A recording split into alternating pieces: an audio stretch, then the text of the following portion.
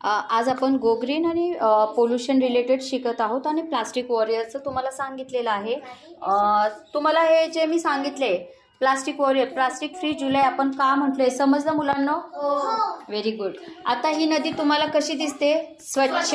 ही नदी स्वच्छ दिसते का? नाही, कारण इथे वॉटर पोल्युशन दिसत आहे. ओके, बरं. आता ही नदी बघा, आता हा समुद्र आहे समजा. या समुद्रात तुम्हाला काय दिसतंय?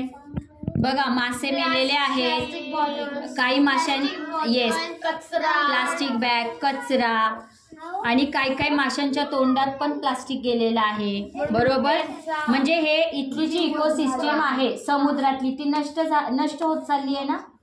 या वनस्पती देखील कशा या प्लास्टिकच्या विळख्यात अडकलेल्या आहेत. ओके, मग मासे मरून वर आलेले आहेत, हे बघ तरंगलेले आहेत मासे वरती, हे पक्षी आहेत. मला सांग,